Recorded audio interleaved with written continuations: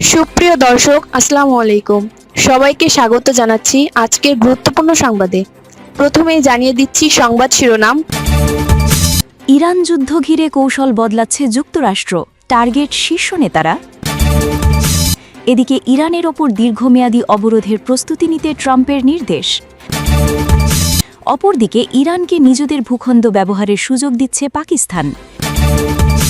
এবং সবশেষে থাকছে ট্রাম্পের চেয়ে ফিফা শান্তি পুরস্কারের যোগ্য আর কেউ নেই, হোয়াইট হাউস। শুনছিলেন সংবাদ শিরোনাম, এখন বিস্তারিত।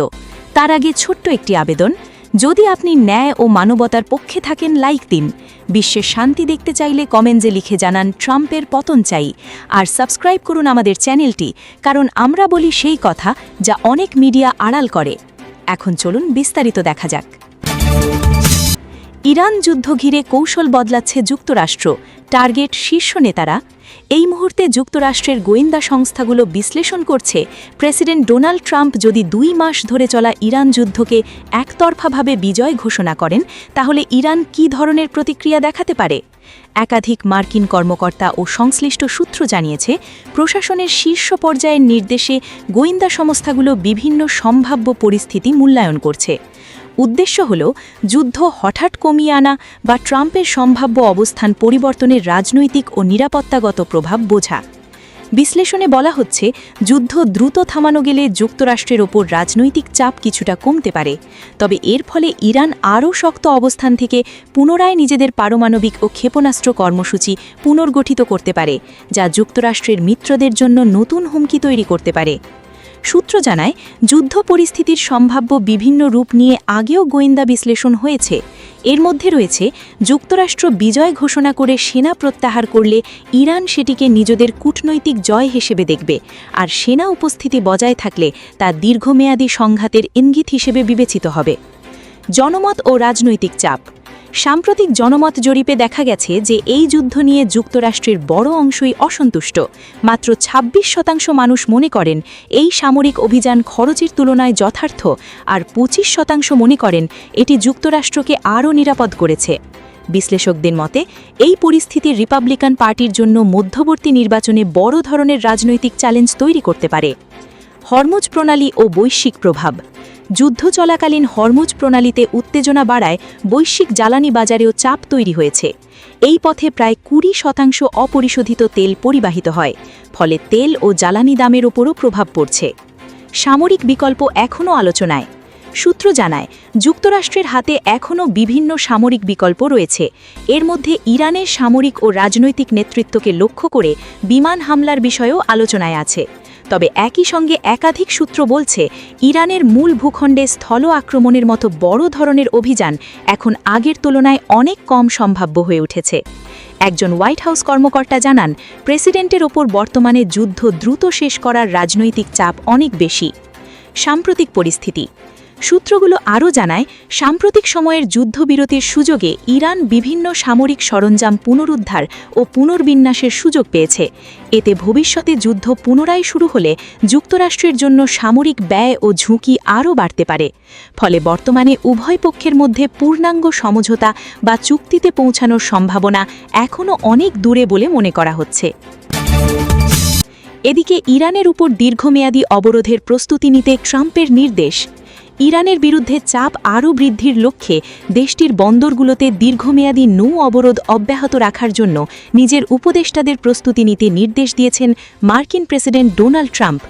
মার্কিন কর্মকর্তাদের বরাত দিয়ে মঙ্গলবার 28 এপ্রিল রাতে ওয়াল স্ট্রিট জার্নাল একটি প্রতিবেদনে এই চাঞ্চল্যকর তথ্য প্রকাশ করেছে।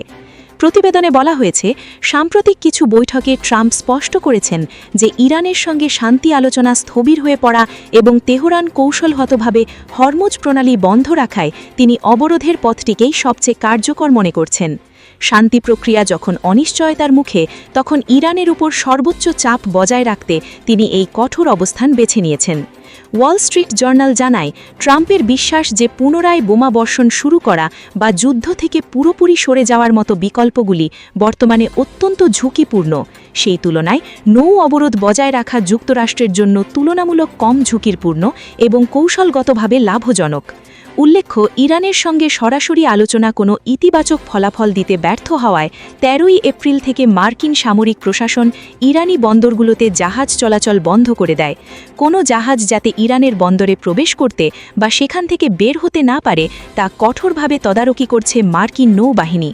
ট্রাম্পের সাম্প্রতিক এই নির্দেশের ফলে ইরানের ওপর অর্থনৈতিক এবং বাণিজ্যিক এই চাপ দীর্ঘস্থায়ী হতে চলেছে বলে ধারণা করা হচ্ছে।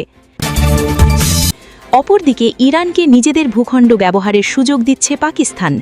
আঞ্চলিক বাণিজ্য সহজতর করার লক্ষ্যে একটি যুগান্তকারী নীতি পরিবর্তনের মাধ্যমে ইরানকে নিজ ভূখণ্ড ব্যবহারের সুযোগ বা ট্রানজিট সুবিধা দেওয়ার নির্দেশে সিদ্ধান্ত নিয়েছে পাকিস্তান।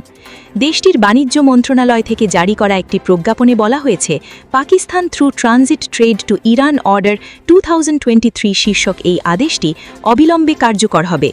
এই নতুন ব্যবস্থার ফলে যে কোনো তৃতীয় দেশ থেকে আসা পণ্য এখন পাকিস্তানের ওপর দিয়ে সড়ক পথে ইরানের নির্দিষ্ট গন্তব্যে পৌঁছে দেওয়া সম্ভব হবে। একে আন্তঃসীমান্ত বাণিজ্য সংযোগ বৃদ্ধির ক্ষেত্রে একটি বড় পদক্ষেপ হিসেবে দেখা হচ্ছে এবং এর ফলে বালুচিস্তান সহ সংশ্লিষ্ট অঞ্চলগুলোতে অর্থনৈতিক কর্মকাণ্ড আরও গতিশীল হবে বলে আশা করা হচ্ছে। পাকিস্তান সরকার এই সিদ্ধান্ত বাস্তবায়নের লক্ষ্যে ১৯৫০ সালের আমদানি ও রপ্তানি নিয়ন্ত্রণ আইনে প্রয়োজনীয় সংশোধনী এনে একটি লিগ্যাল ফ্রেমওয়ার্ক তৈরি করেছে। সরকারি কর্মকর্তাদের মতে এই আদেশটি বিশেষভাবে সেই সব পণ্যের ক্ষেত্রে প্রযোজ্য হবে যাদের উৎস পাকিস্তানের বাইরে এবং যেগুলি কেবল গন্তব্যে পৌঁছানোর জন্য পাকিস্তানের ভূখণ্ড ব্যবহার করবে। এই ট্রানজিট কার্যক্রম পরিচালনার জন্য পাকিস্তান বেশ কিছু করিডর ও রুট নির্ধারণ করে দিয়েছে। এর মধ্যে সমুদ্র ও স্থলপথের প্রধান প্রবেশদ্বার হিসেবে গোয়াদর, করাচি ও পোর্ট কাসিমকে অন্তর্ভুক্ত করা হয়েছে। এই গুরুত্বপূর্ণ হাবগুলো থেকে পণ্যবাহী চালানগুলি বালুচিস্তানের বিভিন্ন রুটের নেটওয়ার্কের মাধ্যমে ইরানের সীমান্তে পৌঁছাবে। নির্ধারিত রুটগুলির মধ্যে গোয়াদর গাবদর করিডরের পাশাপাশি লিয়ারি, মাইরা, পাসনি ও গাবদরের মতো উপকূলীয় ও অভ্যন্তরীণ পয়েন্টগুলিও অন্তর্ভুক্ত করা হয়েছে। এছাড়া করাচি ও পোর্ট কাসিম থেকে খুজদার, দালবন্দিন ও তাফতান হয়ে ইরানে পণ্য পৌঁছানোর অতিরিক্ত রুটও অনুমোদন দেওয়া হয়েছে। একটি দীর্ঘ অভ্যন্তরীণ করিডর গোয়াদরকে তুরবত, হোসাব, পাঞ্জগুর, নাগ, বেশিমা, খুজদার, কুয়েটা, লাখ পাশের মাধ্যমে দালবন্দিন ও নকুন্দি সহ তাফতানের সঙ্গে যুক্ত করেছে। বাণিজ্য সংশ্লিষ্টরা মনে করছেন যে করাচি ও গোয়াদরের এই রুটগুলি ট্রানজিট চালানের প্রাথমিক প্রবেশদ্বার হিসেবে কাজ করবে, যা ব্যবসায়ী ও লজিস্টিক অপারেটরদের পণ্য পরিবহনে বাড়তি সুবিধা দেবে। জারি করা প্রজ্ঞাপন অনুযায়ী এই ব্যবস্থার অধীনে সমস্ত পণ্য চলাচল ১৯৬৯ সালের কাস্টমস অ্যাক্ট বা শুল্ক আইনের অধীনে প্রণীত নিয়মাবলী দ্বারা নিয়ন্ত্রিত হবে। এছাড়া পুরো পরিবহন প্রক্রিয়াটি ফেডারেল বোর্ড অব রেভিনিউ বা FBR এর নির্ধারিত পদ্ধতি অনুযায়ী কঠোরভাবে পরিচালিত হবে, যাতে সঠিক তদারকি ও নিয়মনীতি নিশ্চিত হয়। উল্লেখ্য, গত ১৩ এপ্রিল পাকিস্তান আনুষ্ঠানিকভাবে পাকিস্তান-ইরান ট্রানজিট করিডর চালু করেছিল এবং তখন করাচি থেকে তাশখন্দের উদ্দেশ্যে প্রথম রপ্তানি চালান হিসেবে হিমায়িত মাংস পাঠানো হয়েছিল। পাকিস্তানকে একটি রাজনৈতিক ট্রানজিট হাবে পরিণত করার এবং প্রতিবেশী দেশগুলির সঙ্গে অর্থনৈতিক সম্পর্ক জোরদার করার সামরিক অংশ হিসেবে এই নতুন নীতি গ্রহণ করা হয়েছে। এবং সবশেষে থাকছে, ট্রাম্পের চেয়ে ফিফা শান্তি পুরস্কারের যোগ্য আর কেউ নেই, হোয়াইট হাউস। মার্কিন প্রেসিডেন্ট ডোনাল্ড ট্রাম্পকে দেওয়া ফিফার পিস বা শান্তি পুরস্কার ঘিরে বিশ্বজুড়ে সমালোচনার মধ্যেই এবার সরাসরি প্রতিক্রিয়া জানিয়েছে হোয়াইট হাউস। সমালোচকদের জবাবে তারা বলেছে, এই পুরস্কারের জন্য ট্রাম্পের চেয়ে যোগ্য ব্যক্তি পৃথিবীতে আর কেউ নেই। গত ডিসেম্বর বিশ্বকাপ ড্র অনুষ্ঠানে বিশ্ব ফুটবলের নিয়ন্ত্রণ সংস্থা ফিফার প্রথমবারের মতো এই শান্তি পুরস্কার প্রদান করে। সংস্থার ভাষ্য ছিল, বিশ্বজুড়ে শান্তি ও ঐক্য প্রতিষ্ঠায় ভূমিকা রাখার স্বীকৃতি স্বরূপ ট্রাম্পকে এই সম্মাননা দেওয়া হয়েছে। তবে ঘোষণার পরপরই শুরু হয় বিতর্ক। মানবাধিকার সংস্থা, অ্যাক্টিভিস্ট এবং ফুটবল সংশ্লিষ্ট অনেকেই এই সিদ্ধান্তকে প্রশ্নবিদ্ধ করেছেন। অনেকের মতে, এমন একটি পুরস্কার ফিফার নিজস্ব মানবাধিকার নীতির সঙ্গেই সংঘর্ষিক। সমালোচনার ঢেউ আরও জোরালো হয় যখন অস্ট্রেলিয়ার মিডফিল্ডার জ্যাকসন আরভিন প্রকাশ্যে মন্তব্য করেন যে ট্রাম্পকে এই পুরস্কার দেওয়া ফিফার মানবাধিকার সনদকে উপহাস করার শামিল। তিনি বলেন, ফুটবলকে ইতিবাচক পরিবর্তনের শক্তি হিসেবে তুলে ধরার যে দাবি ফিফা করে, এই ধরনের সিদ্ধান্ত সেই লক্ষ্যকে দুর্বল করে এবং খেলাটির ভাবমূর্তিকেও ক্ষতিগ্রস্ত করে। একই সুর শোনা গেছে নরওয়ের ফুটবল প্রশাসনের পক্ষ থেকেও। দেশটির ফুটবল ফেডারেশনের প্রেসিডেন্ট লিসে ক্লাভেনেস জানিয়েছেন, তারা এই পুরস্কার বাতিলের দাবি জানাবেন। তার মতে ফুটবলের সঙ্গে সরাসরি সম্পর্কহীন এমন পুরস্কার দেওয়া ফিফার দায়িত্বের মধ্যে পড়ে না। পাশাপাশি তিনি অভিযোগ করেন এই সিদ্ধান্ত ফিফার রাজনৈতিক নিরপেক্ষতার নীতিমালা লঙ্ঘন করেছে এবং সংস্থার ভেতরে প্রয়োজনীয় আইনি প্রক্রিয়াও যথাযথভাবে অনুসরণ করা হয়নি। এমন পরিস্থিতিতে হোয়াইট হাউসের পক্ষ থেকে কড়া ভাষায় জবাব দেওয়া হয়।